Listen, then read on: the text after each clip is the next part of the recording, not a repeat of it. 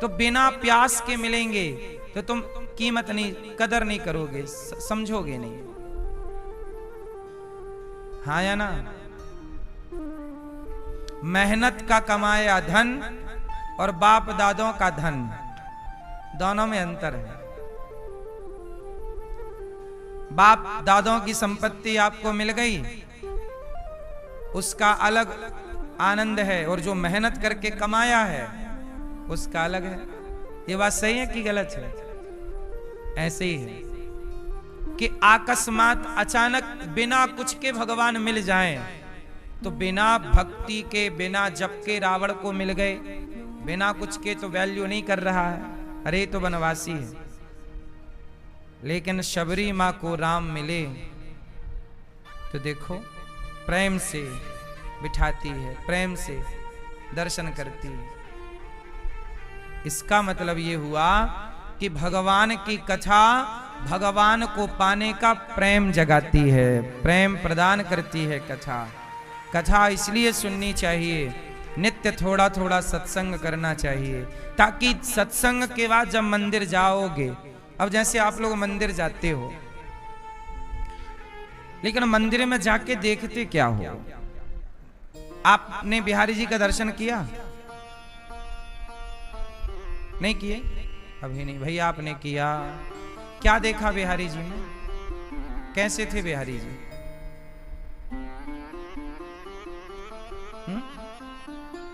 सुंदर थे कि काले थे? कैसे थे भैया बिहारी जी? कौन से कपड़े पहने थे? किस कलर के? काले, हरे? कैसे थे उनके बाल?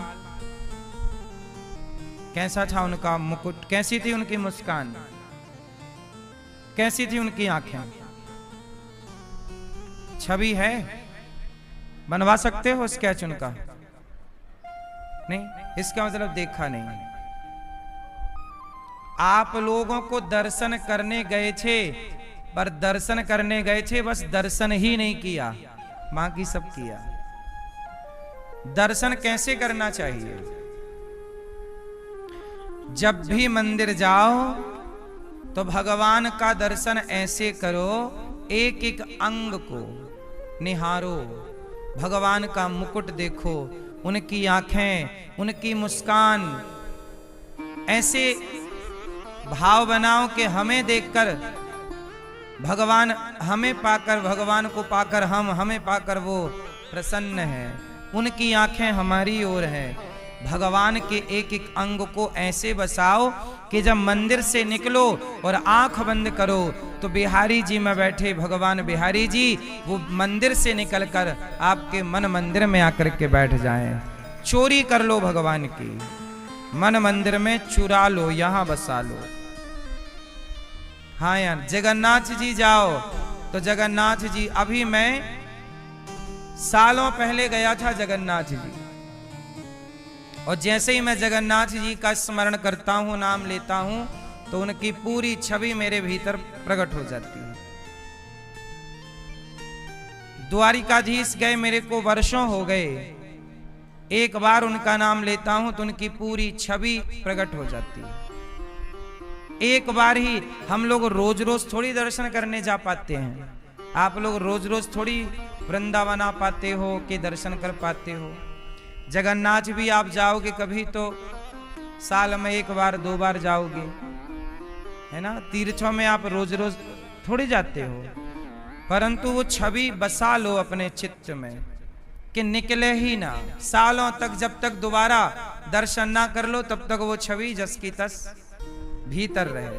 चुरा लो भगवान को, चित्त में बिठा लो, ये दर्शन। फिर आप घर में बैठे हो और ध्यान करो तो बिहारी जी छवि सामने प्रकट, दर्शन रोज करो, फिर ये दर्शन है। अब आजकल तो लोग फॉर्मेलिटी करने जाते हैं कि चलो आए हैं वृंदावन, दर्शन करे आते हैं। कुछ लोग कहते हैं वृंदावन चलो घूमने चलते हैं। वृंदावन घूमने थोड़ी आया जाता है, ये घूमने की जगह थोड़ी है। क्यों? ये घूमने की जगह है। अब लोग समझते नहीं, घूमना फिरना, दर्शन करना, तीर्थ अंतर ही नहीं समझते लोग। भगवान की भगवान से बातें किया करो। आप लोग भगवान से बात करते हो? आप बात करते नहीं? क्यों नहीं करते? आपने बात की भगवान से? क्यों? 1 घंटे थे, थोड़ी बात करते। लोग जाते हैं मंदिर, आंखें बंद कर लेते हैं। अरे आंखें बंद, लड़की देखने गए थे तब तो आंखें फाड़ फाड़ के देख रहे थे।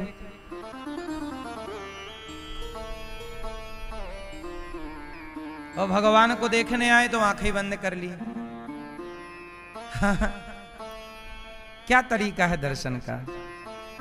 जहां आंखें खुलनी चाहिए वहां बंद करते हो, और जहां बंद होनी चाहिए, पराई औरत को देखो तो बंद होनी चाहिए आंखें, वहां टुकुर टुकुर घूरेंगे। जब तक दिखती रहेगी देखेंगे, दूरबीन लगा के देखेंगे। भगवान का दर्शन कैसे? मंदिर जाओ आप पलक दृष्टि से। किस दृष्टि से? आप पलक मतलब बिना पलक झपकाए, आप पलक दृष्टि से टुकुर टुकुर भगवान को देखो, एक एक अंग का दर्शन करो, बातें करो भगवान से। प्रभु आपका दर्शन करने आए हैं, कृतार्थ हो गए, हे बिहारी जी ऐसी कृपा कीजिएगा, बुलाते रहिएगा। आपके सिवा हमारा कोई नहीं। भगवान से आपने कभी कहा कि प्रभु आपके सिवा हमारा कोई नहीं? आपने ये बात कही कभी भगवान से कि हे प्रभु आपके सिवा हमारा कोई नहीं? कहा? नहीं कहा। आपने कहा? आपने कहा? नहीं कहा। फिर कृपा की उम्मीदें आप खूब करते हो, आत्मसमर्पण करते नहीं हो और उम्मीदें पूरी करते हो। भगवान के मंदिर जब भी जाओ तो एक छोटी सी प्रार्थना जरूर करो। क्या करोगे प्रार्थना? साथ में गाओ मेरे, सब कहो। त्वमेव माता, बोलो मेरे साथ, बोलो त्वमेव माता च पिता त्वमेव, त्वमेव बन्धु च सखा त्वमेव, त्वमेव विद्या द्रविणं त्वमेव, त्वमेव सर्वं मम देव देव। भगवान के मंदिर जाओ तो कुछ कहो ना कहो, इतना जरूर कह के आया करो। हाथ जोड़ो और इतना रोज कहा करो। बोलो हे प्रभु आप ही हमारे माता पिता हैं, आप ही हमारे, बोलो आप ही हमारे बंधु और सखा हैं। हे प्रभु आप ही हमारा धन है, आप ही हमारा सर्वस्व है। हे नाथ, हे श्याम सुंदर, हे श्रीमन नारायण, आपके सिवा हमारा कोई नहीं है। हे नाथ, ये परिवार आपका, ये व्यापार आपका, ये जीवन आपका। हे प्रभु हम आपके हैं, आप हमारे हैं, रक्षा कीजिए। बस इतना। आप ये तो कहो कि प्रभु आप हमारे हो, हम आपके हैं। कहोगे नहीं तो भगवान को पता कैसे चलेगा? वैसे तो भगवान को सब पता है, फिर भी प्रार्थनाएं तो बनाई गई हैं, स्तुतियां तो बनाई गई हैं, तो स्तुति करो। भगवान तो मन के भाव को भी समझ लेते हैं, कहने की भी जरूरत नहीं पड़ती। ये बात बिल्कुल सत्य है। चलो कहने की जरूरत नहीं पड़ती, पर अंदर ये भाव होए तो ये भाव भी पढ़ लें। भाव ही नहीं है तो फिर क्या है ना? इसलिए क्या कहते हैं आप लोग? आप लोग गाते हैं मात पिता तुम मेरे, स्वामी शरण पढ़ूं मैं किसकी, तुम बिन और ना दूजा। देखो यहाँ ये बात कही है कि हे प्रभु आपके सिवा हमारा ये समर्पण, लेकिन आप इन लाइनों की गहराई गंभीरता को समझते नहीं। आपको तो भागना है, तुम बिन और ना दूजा, ओम जय जगदीश भग्न भक्त संग न दूर करे। हो गई आरती। औपचारिकताएं संसार में अच्छी लगती हैं, भगवान के आगे औपचारिकता नहीं। भगवान के आगे क्या? रियल। भगवान के आगे झूठ नहीं, सच्चाई। उनसे क्या छिपाओगे? इसलिए आत्मसमर्पण भगवान के आगे, चित्त में भगवान को बसाओ, झूठ ही ना कहो। आप क्या कहोगे? आप कहोगे मात पिता तुम।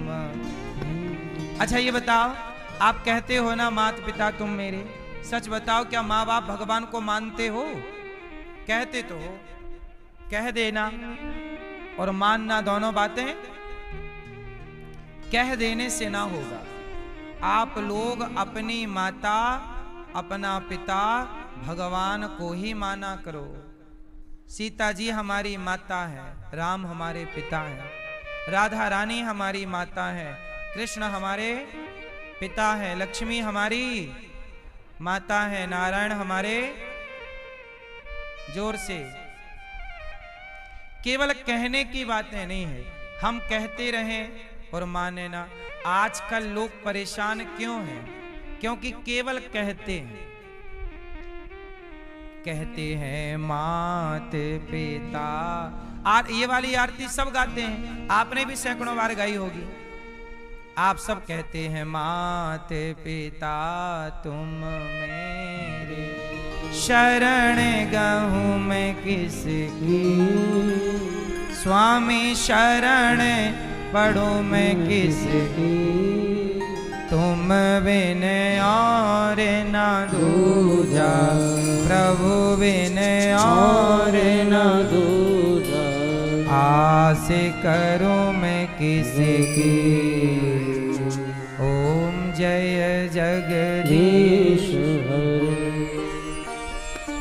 कह देने से क्या होगा? मान लो कि ये हमारे मैं बचपन से, सच बताऊं,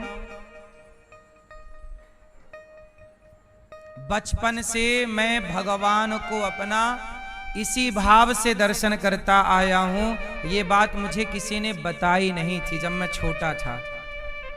मुझे किसी ने, उस समय तो मैं, आपको तो कथाएं मिल रही हैं, जब मैं छोटा था उस जमाने में टीवी का जमाना नहीं था। हमारे गांव में एक ही टीवी थी, गांव भर के लोग टीवी देखने वहीं जाते थे। एक ही चैनल चलता था, DD1। ना कथाएं सुनने को मिलती, पर मंदिर की पूजा हम लोग करते थे। तब से मेरे भाव मन में यही था, पता नहीं कहां से आया, मैं भगवान को अपना पिता के भाव से देखा करता था कि प्रभु आप हमारे पिता हो और ये मैया हमारी माँ है। बचपन से मेरा माता पिता का ही भाव रहा है। माता सीता जी हमारी माता है, राम जी हमारे पिता हैं, राधा जी हमारी माता हैं, कृष्ण हमारे पिता हैं। यही भाव बचपन से रहा और वही भाव हमारा आज भी है। हम भगवान को अपने माता पिता के भाव से ही देखते हैं, ये हमारे माई बाप हैं। जब हम मानते हैं तब कहते हैं त्वमेव माता च पिता त्वमेव, त्वमेव बंधुश्च सखा। देखो, भगवान से जब तक आप कोई संबंध नहीं बनाते, क्या बनाना है? क्या बनाना है? भगवान से कोई रिश्ता जोड़ लीजिए। यदि आपने कोई रिश्ता ही नहीं जोड़ा, आपने किसी से रिश्ता जोड़ लिया, जैसे आपने मेरे से रिश्ता जोड़ लिया, मुझे अपना पुत्र मान लिया, भाई मान लिया, मित्र मान लिया, तो रिश्ता जोड़ने के बाद और रिश्ता जोड़ने से पहले दोनों का व्यवहार अलग अलग है कि नहीं? रिश्ता जुड़ने के पहले का व्यवहार और रिश्ता जुड़ने के बाद का व्यवहार, दोनों व्यवहार अलग अलग है। ऐसे ही है, जब तक भगवान से रिश्ता नहीं है तब तक औपचारिकताएं हैं, और जब संबंध जुड़ गया तो भगवान तो हमारे अपने घर के हैं। फिर कौन है भगवान? अपने। फिर आत्मीयता और बढ़ जाएगी, अटैचमेंट और बढ़ेगा, लगाव और बढ़ेगा। आपके घर का सदस्य होना चाहिए, एक हिस्सा है भगवान हमारे। ये मत सोचो कि भगवान भोग जब भी खाओ तो भोग भगवान को जरूर लगाओ, क्योंकि उनका जूठन हम खाएंगे। ये नियम बना लो कि हम सदा भगवान का जूठा खाएंगे। नियम बनाओ कि हम सदा किसका जूठा खाएंगे? फल खाएंगे तो पहले भोग लगाएंगे, वो भगवान का जूठा है। भगवान के जूठन को ही प्रसाद कहते हैं। भगवान के जूठन को क्या कहते हैं? वही तो, सदा हम भगवान का पहले भोग लगाएंगे, फल का भोजन का भोग लगा के फिर खाएंगे। नियम बनाओ, भोग लगा के ही खाना। नए कपड़े लाओ तो पहले कपड़े भगवान को स्पर्श कराओ, फिर कपड़े धारण करो। नया सोना चांदी लाओ, पहले भगवान को। सैलरी आई, आज हमने 50,000 कमाया, 10,000 कमाए, 1 लाख कमाया, जो भी सैलरी पहले भगवान के चरणों में समर्पित करो। गौरी गोपाल का नियम है, रोज शाम को यहाँ पर जितना भी आप सब सहयोग करते हैं पूरा भगवान को बताया जाता है। ऊपर जो भगवान लक्ष्मी नारायण भगवान बैठे हैं, पूरा हिसाब भगवान को दिया जाता। प्रभु आज इतना भक्तों ने सहयोग किया, इतना खर्चा हुआ, ये रहा, ये सब भगवान को दिखाया जाता है प्रॉपर ऊपर। और जो भी राशि आती है, राशि भी भगवान को स्पर्श, प्रभु ये रहा आपका संपत्ति। ये संपत्ति पूरी किसकी है? भगवान की। हम तो नौकर हैं, हम तो नौकर बन के काम करते हैं, मालिक तो भगवान ही है, श्रीमन नारायण। इसी भाव से ये गौरी गोपाल चलता है। जो भी आप कमाओ पहले भगवान को समर्पित करो, और ये भाव रखो कि प्रभु ये घर आपका है, ये संपत्ति आपकी है, और हम आपके क्या हैं? नौकर। आप अपने को मालिक ना समझो, सदा किसका नौकर समझो? हम भगवान के नौकर हैं, हमारी औकात इससे ज्यादा नहीं। मालिक अपने घर का मुखिया बना दो, हेड बना दो, फिर देखो कैसे ना आपकी जिंदगी चलेगी नहीं, दौड़ेगी। कोई चीज की कमी आ जाए तो बता देना, लाखों का करोड़ों का काम होगा आपका। यदि आपने मुखिया भगवान को बनाया है तो पूरा वही करके दिखाएंगे। तुम समर्पण तो करो, तुम्हारा पूरा समर्पण क्या है? यही है कि प्रभु ये सब आपका, परिवार आपका, व्यापार सब आपका। हानि आए, हानि भगवान की, लाभ भगवान, नुकसान हुआ प्रभु का, फायदा हुआ प्रभु। हम तो तब भी आपके नौकर थे, आज भी आपके नौकर हैं। कभी भगवान 56 भोग खवाते हैं, कभी नमक रोटी खवाते हैं, हम दोनों में खुश हैं। मैया को जगा दो, मैया राम राम।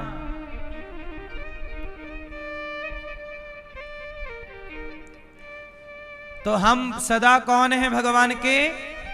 जोर से, जोर से, नौकर। नौकर बन के ही रहो, मालिक बनने की कोशिश ना करो।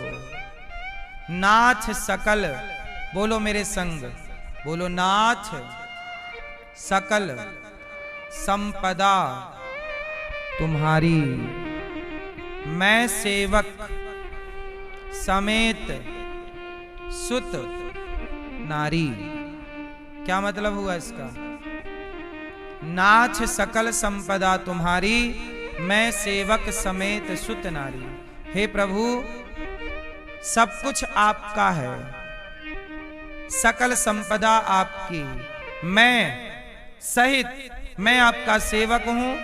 सुत मतलब बेटा, नारी मतलब पत्नी, पुत्र, पत्नी, परिवार, पैसा, सब प्रभु आपका, हम ये दास भी आपका ही है, बस सब कुछ।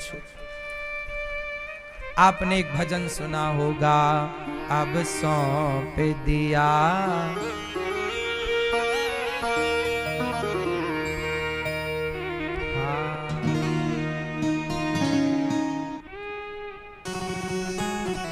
हमारे गांव में बचपन में जब मैं बहुत छोटा था तब हमारे गांव में भागवत हुई थी। तो जो भागवत करने गुरुजी आए थे उन्होंने ये वाला गीत गाया था, तब से हमें ये याद है। उस जमाने में संगीत नहीं, ऐसे ताली बजा के लोग कीर्तन भजन करते थे। तो मैं उस समय बहुत छोटा बच्चा था, छोटा सा, और कथा जहां होती, मुझे याद है हमारे गांव के 15 किलोमीटर 30 किलोमीटर, मुझे पता चल, उस जमाने में ना कथाओं का ज्यादा प्रचार नहीं होता था, पंपलेट फ्लैक्स कुछ भी नहीं लगते थे। कानों कान कभी सूचना मिलती थी कि फलाने गांव में कभी कथा हो रही, तो 30 किलोमीटर दूर भी कथा होती थी तो मैं साइकिल से कथा सुनने जाता था। मुझे बचपन में कथा सुनने का बड़ा शौक था। जहां होती मैं साइकिल उठाता और 1 घंटा पहले ही निकल जाता, 3 बजे से या 2 बजे निकल जाता।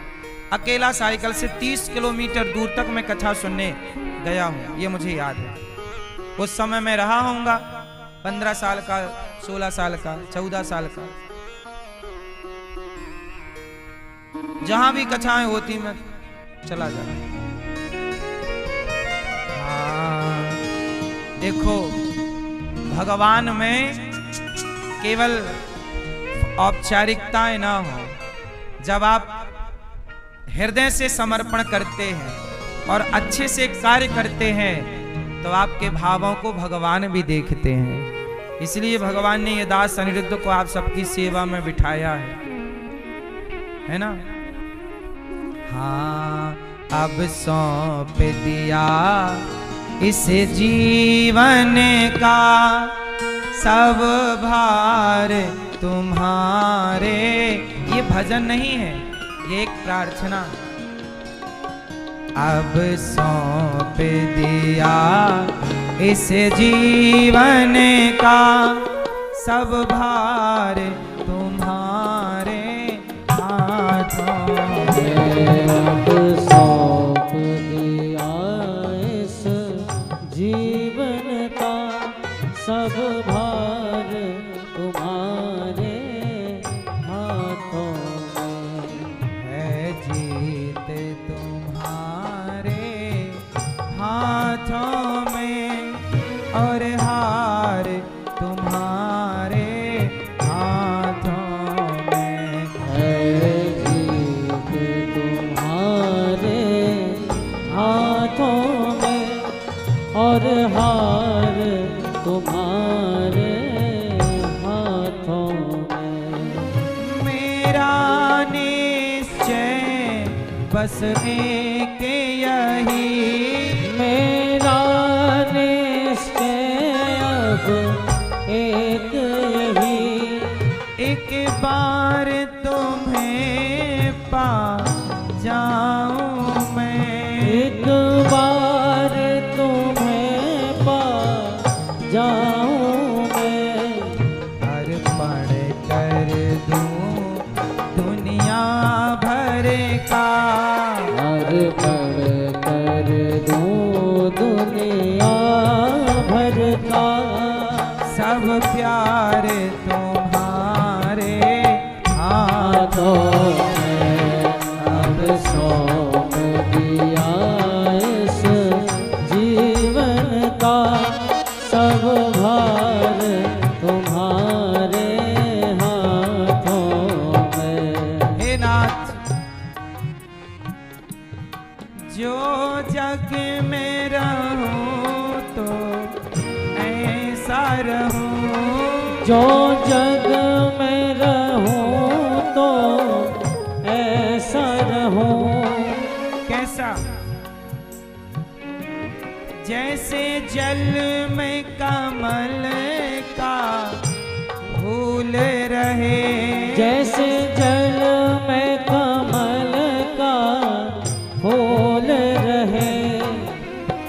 संसार में ऐसे रहें जैसे जल में कमल का पुष्प है। पानी में रहता हुआ कमल पानी से अलग रहता है। पानी में रहता हुआ कमल पानी से अलग रहता है। जगत में रहते हुए जगत से अलग रहो। जो जग में रहूं तो ऐसे रहूं, जो जग में रहूं तो ऐसे रहूं, जैसे जल में कमल का फूल रहे, जैसे जल में कमल का फूल रहे। मेरे सब गुण दोष समर्पित हो, मेरे सब गुण दोष समर्पित हो। भगवान तुम्हारे चरणों में अब सौंप दिया इस जीवन का सब भार तुम्हारे हाथों में। सब कुछ भगवान के हाथों में, सब कुछ भगवान का है।